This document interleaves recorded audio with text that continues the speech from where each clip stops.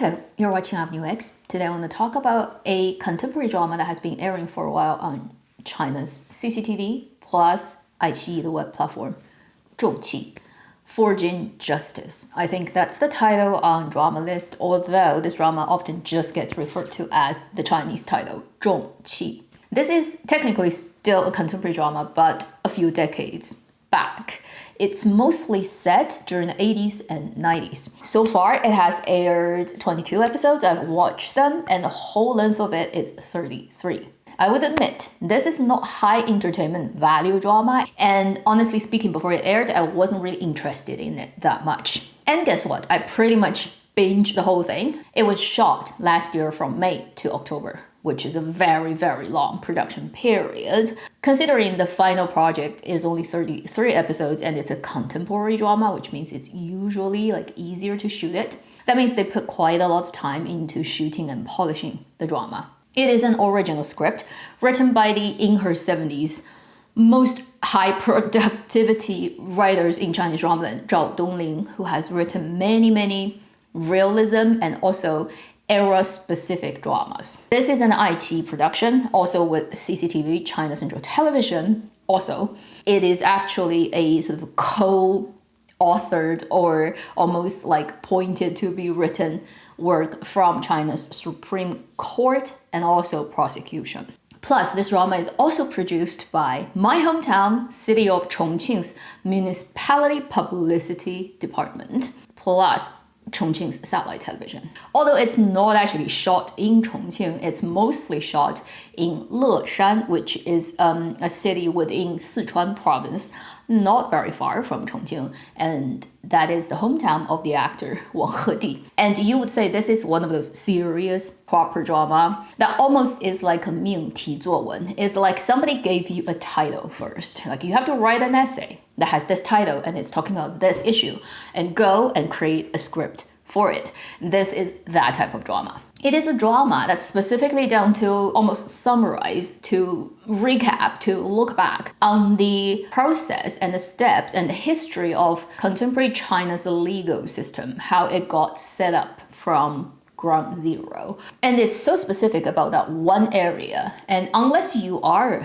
a professional in this field in China, most people would actually be not aware and have no knowledge about the history of how China's judicial system got built up to today. This is a really good drama in that functional sense. And while I was watching it, I do feel like, oh, okay, wow, things were like that back then. So that's a really interesting kind of information, which may not affect any, your current life in any sense, but it's just kind of interesting to know because it's something that you previously have no idea of. In terms of being a drama, casting pretty obvious. It is led by a panel of so-called younger characters, college students, and then graduates, and then went into working in different departments or different parts of the judicial system. And then obviously it will feature their previous generation, so their bosses, their leaders of where they work, and see the generation gap and development between those characters. Our main leading panel of actors consists of Huang Jingyu as the male lead, iQIYI's crown prince. 那蒋奇明、张嘉宁、江佩瑶、严佩伦, these would be the younger generation most important characters. And then for the older generation, like their parents, their teacher, it would also feature actors you're very familiar with, like Ding Yongdai, Yu Hewei, Ning Li, Hu Ke. And together they make this you can definitively call ensemble drama.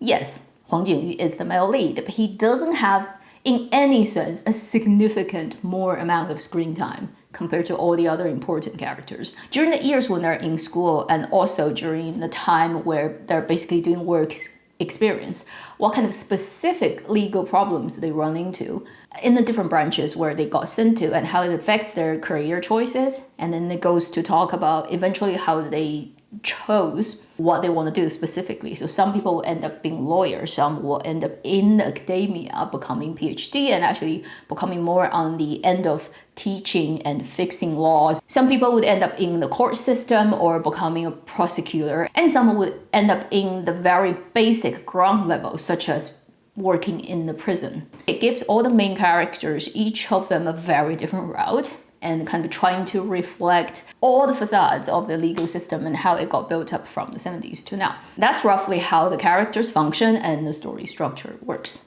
Now let's talk about what I like and what I wish the drama could do better. Overall, like I said earlier, I'm surprisingly entertained and satisfied with this drama far more than I thought, because this is not an easily sort of attractive, fun drama. Just on the cover, it's not gonna give you certain type of pleasures that you get in other prettier dramas. For example, the drama is set in the 70s and 80s where practically makeup does not exist. So everybody is completely makeup free. They may still make the actor up a little bit in terms of actually making them look like they belong to the 70s and 80s. So in terms of like idol dramatizing pretty thing, this drama just doesn't provide that. But on the other hand, because they actually do quite a good job of capturing what 80s looks like in terms of the set, the buildings, people's clothing, the styles, quite accurately actually captures what that era looks like. In terms of being a visual storytelling, I think the best thing about this drama is it's actually really interesting. The plot, the characters, the things that people immediately get thrown into and have to deal with step by step, episode by episode, scene by scene. They're very tightly hooked together. They're actually quite dramatically storytelling-wise interesting. Right from the beginning, when our main characters are university students, they immediately actually personally run into certain cases, and it shows at the early stage, the Wild West of China's legal system. There are so many vacuums in the legal system where you don't even know what kind of crime a person has committed, even though you know morally they're wrong. But like specifically when you go into the law book and trying to find something to prosecute them against, you find there's nothing. And how these young people get thrown into that immediately in the action in the middle of it, and how they find the system is so imperfect, and it kind of becomes a motivation for them to do the job and give their life to this thing because they want the country to have a proper legal system. It starts at that point and it goes straight into storytelling. There's no wasted time, and it's actually really fun to watch the story because it's in its own sense quite page-turning and hooking. Another great thing about this drama, I think it has done very successfully, and this is the reason why it got written in the first place and they succeeded at that, is to show general audience, the public, what is the history of China's legal system. And a lot of people take it for granted, or they have no idea about it is, or in the 2020s, things are very different from, say, in the 80s, 40 years ago. Therefore, most people are accustomed to what goes on now, and they have no idea, actually, none of these things just happen by itself. It was driven by generations of people working really hard and trying to make it work and figure out what goes on in the process of it, and all the struggles and conflict that happens between different types of people from different angles, and how it ended up being today's system. So I think this is a great drama in terms of serving its purpose of showing people the history of it. It has that sort of like encyclopedia kind of function. And it's done like in a pretty successfully well done professional dramatic storytelling way. And I actually highly enjoyed it far more than I expected. So in that sense, it is valuable to general public. As for international audiences, which would be most of my audiences, this may not be something that's in any sense immediately relevant to your daily life. If you're curious, it's kind of a really fun drama to watch, to know, wow, things were done in that way, like just about 3 decades ago, 4 decades ago. For that kind of surprise value even, I think it's a rather interesting drama. If you have the time to spare, you can take a look at it. Particularly, I think in the drama, when they depict in the 80s, there was a period, today, when you look back, almost borderlines being ridiculous, which is called 严打. And it was an infamous period in terms of judicial procedure in Chinese modern history, even though I was too young to remember it personally at all. After I grew up a little bit, like into the 90s and stuff, I've heard stories, I've looked at other dramas, or I've listened to radios or stuff that actually mentioned what happened in the 80s. And my parents have lived through that period. So they would tell me, like what happens then. And it just like mind-boggling to even think about it when you're in the 90s. When I was a kid, when I heard the stories about 80s, what people get accused of and how easily you can literally get sentenced to death by doing something that you cannot even imagine that makes any sense as a contemporary person. Yet it did happen. And this drama actually features quite a few cases that was happening at that period of time. Although it's not just focused on that and it moves on, it's not the only focus. I really cannot remember when is the last drama I've watched in recent years, or even like since I started this channel, that really talks about, for example, the 80s, that couple of years of extreme over-the-top sentences that the country has seen to people that now looking back completely is over-the-top severity. It helps you understand why, for example, the characters are motivated to do the things they do in this drama. And also I think if you have no idea about that actually happened not so long ago in modern history of China, this drama actually features that, and you kind of get surprised about like the level of it. And I personally, as a drama watcher, I'm just highly appreciative of a drama that actually doesn't dodge that topic and doesn't go away from it, because it's not a pretty part of modern history. A last great thing about this drama is, apart from it actually focuses on different side of the legal works that encompasses the last 20-30 years of Chinese legal system development, it actually also features quite a lot of very interpersonal, how different people get around, and the human drama in it. And the 5 young men and women have very different characters and how they deal with their work, their professional relationship, their relationship with their colleagues or their leaders. And it creates very specific kind of work environment drama too. So on one hand, it's a legal system drama. On the other hand, it is career choices, interpersonal relationship, climbing the ladders, professional working environment, politics drama. And it has clever lines written. It has very feeling realistic kind of characterization of these people, with the actors who are playing it in the highly realism and also era-specific style that just gives it that familiar taste of some of the Zhao Dongling dramas she's done as a scriptwriter in the past few years. Among all the things that's credited to this writer, which I don't believe she personally wrote every character, it would be impossible. There's too many in the recent years. But if she's the person who is controlling the overall narrative, I would say some of her works are better than others. For example, the police drama that I think is really well written. And then there are other dramas that's also credited to her that I don't think is well written at all. This one is one of her well-written drama. It has that familiar vibe of writing dialogues and treating personal relationships and creating small dramas in every scene. You have a really good perceptive writer looking at humans and capturing what happens in a relationship dynamic. If you've liked some of her better dramas in the past, this one will give you similar feelings and enjoyment. These are the great things about this drama, but it's not the best drama out there. So, what are not necessarily bad, but not so making you want to click it open element of it, or not helping it to be even more popular than what it is now, which I think is doing pretty okay, but not like great. First, this is a very specific type of drama, as you can imagine, and if you're not interested in it, it's not like I can convince you go and click it open. It has no easily attractive element in terms of providing unusual spectacle or being very pretty, on a very sort of superficial level. Particularly for international audiences, it would be a stretch if you're not interested in the topic at all and any of the actors to ask you go and give it a try. It's really a fun drama actually, but if you don't even want to start, I totally understand. The second thing is, it is a pity situation really, which is, had the male lead been a much better actor, it may be overall even better drama, because still he's the male lead. Huang Jingyue plays the lead character. The story starts with a very personal story of his, and it kind of leads up to the other things and opens up the perspective. Is he doing a bad job? No. Huang Jingyue in this drama looks very, very normal, like many other dramas where he is just playing a guy who doesn't look like he's out of place in the time setting, character setting, social kind of setting the story has him in, but he doesn't outshine anyone either. He doesn't sort of come through as, oh my god, he is the male lead. To me, he's just a talking face. If you swap him to another actor, it probably would work too, if they're similar in build and kind of like a vibe, but hardly any extra value he could add to the story, make the drama sort of go from A to A+.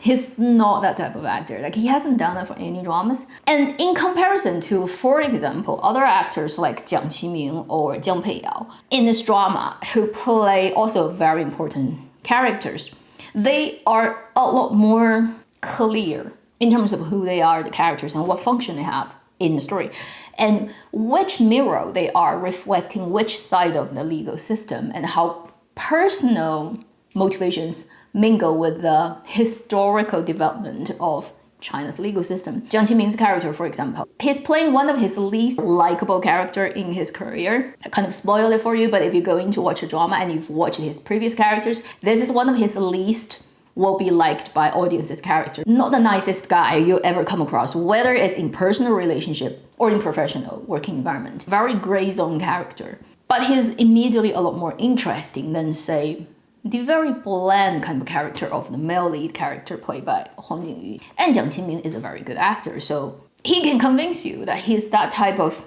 complicated and not easily likable person. Jiang Peiyao also brings out that kind of energy of her character on paper really, really well. She's a very distinctive character that you can see. You can also even say that to the actress Zhang Jianing, where she plays a softer, more rounded, less sort of highly characteristic personality strong girl, but also is very steadfast and she knows what she wants and she's very, very loyal to her motivation. And all these main actors, I feel they do a better professional acting job as their characters than Huang Jingyu. I guess the thing would be, if you really like his screen presence for whatever reason, then it's enjoyable because he's in it a lot and he's not really looking ridiculous in any sense. But if you hope a leading character can make magic happen for a drama, then this is not going to happen in this one. At the end of this video, what I would say is, Zhongqi is a drama that I didn't expect would be actually make me want to keep watching drama before I started. Now, I've watched to its 2/3 of the point. For the rest of the drama, I would not be eager to go and check it out, say immediately today, new episodes updated. But what would happen probably would be once it kind of almost finishes, I would jump in and just binge the rest of the 10, 11 episodes I haven't watched yet. And I'm pretty sure once I start clicking, right, I'll binge through it. I'm not gonna say, oh, I just watch half an episode and walk away and do other stuff. I think the combined interesting character development and storylines, and particularly some of the older actors, right, who have done a really good job in this drama, will hook me to it and get to the end of it. I'm not expecting it will get like international recognition or a lot of international audiences are gonna be crazy about this drama, or even domestically it's gonna do huge, but this is not a bad drama. It's actually properly done, traditionally kind of properly done, well done realism drama that I'm really happy that exists.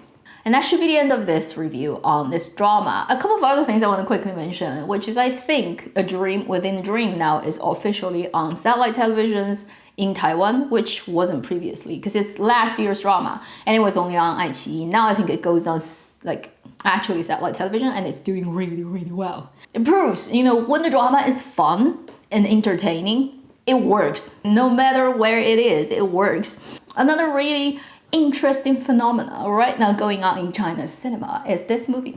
You probably have seen some of the reports on internet. If you haven't, well, now you see it. This is an animation that's done by a pair of mother and son, 5 years in their bedroom on their own computer, called Niu Lai, which is The Cow Has Come. Pretty much a passion project for two people. They did this and went through proper procedures of getting licensed. And they actually initially got advised by the cinema line, by the publishers, by the distributors, like not go into public cinema because it's so low quality. There's no point. You're not gonna get any money. You're gonna get laughed at, and no cinema is gonna take your movie. So why spend the extra sort of energy and money and time to put it in? But the maker insisted because it's their passion project and it has something to do with their personal family, whatever history and relationship between the mother and the son, whatever. So they went through all the trouble to get this movie released properly in theater and getting the dragon, like Golden Dragon, which is basically the license from China's movie bureau. Anyway, this movie got into a local theater in Dalian because it's from there. Initially in the first week or so, pretty much only like 300 people went to see it. And I'm guessing it's mostly like friends and families of this family. And they got to like 7,000 RMB as box office and that's it. Yet somebody, when they were watching it, right, shot like stuff from basically the cinema because it's so bad and so roughly made and so ridiculous in every production aspect you can imagine. Somebody took a shot of the screen and put it on social media. It blew up on China's social media, and more theaters were sort of like required by the general public, calling them. So like, can you screen this movie in this theater because we want to see it? And so overnight, this movie went from nobody's watching it, right? It's local, it's so specific to the whole country knows and everybody wants to find. And it went into this FOMO mode of people are saying this movie is going to get taken off because it's so embarrassingly bad. The local film bureau feeling that they are embarrassed by the fact that they actually let it pass. They're going to take it down. If you don't go and watch it, it's going to be gone and you'll never be able to see it. To the point where certain IMAX theaters in China started to screen this ridiculous, you can't even call a movie thing, that's 86 minutes. People just do all types of behavioral art with this movie. Apart from creating memes from it, creating spin-offs on their own with AI, creating dolls, creating hand-drawn posters in the theater by the theater managers because there's no proper poster of this movie. So they hand-drawn it and say, we have this movie, come and see it. Because this movie is not really created by any professional companies, there's not even any legal department of them, so people just shoot the screen knowing there's not going to be any legal problems with them basically putting it on internet. And it helped the movie to get even bigger because it looks so ridiculous. Now everyone wants to see it for themselves in the big theater. Now, the estimation of this movie's box office has moved from 7,000 RMB to 100 million. And this is the greatest cinematic public weird behavior phenomenon we've seen in the movie world. The funniest thing about this movie, which has nothing to do with this video, okay, I just want to add on the end of this, just in case of, you haven't heard and you should go and check it out, is that normal movies you go and you're advised to not talk, not chat, not take out your phone. This is the only movie in China where first you can just shoot the screen however you like, and they almost encourages you to do that. Second is everybody is supposed to laugh and talk to each other while the screening is going on.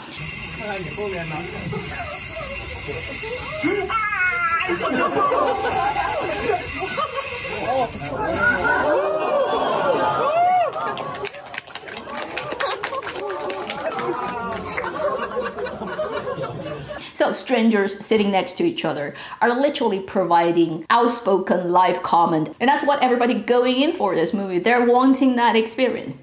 They don't care about the movie is good or bad. They want it to be as bad as possible so that they can laugh at it together. So this has become a huge, unexpected, blown up quotation mark movie of summer 2026 that's happening right now in China. I just feel I'm so bummed out that I'm not there. And if you happen to be in China, you should go and just experience that, because it probably will be once in a lifetime. Like everyone is saying online now about why you should go and watch that movie in theater in China, which is if you go and watch it, you will regret 86 minutes. If you don't, you will regret for the rest of your life. It's completely irrelevant to Zhong, but I can't stop thinking about it in the last few days. It shows how dramatically weird our world is. Our reality is so much more dramatic and unexpected and impossible to predict than movie world. And I just want to share that with my audiences. If you happen to be one of those people who are unaware of the masterpiece called Niu Lai that is currently going on in Chinese cinema, now you know. And your consciousness has been permanently polluted by me letting you know it. You are another person who's been christened by the ridiculous IP the cow has come. Thank you for watching Avenue X. I'll see you in my next video. Meanwhile, live long and happy drama watching.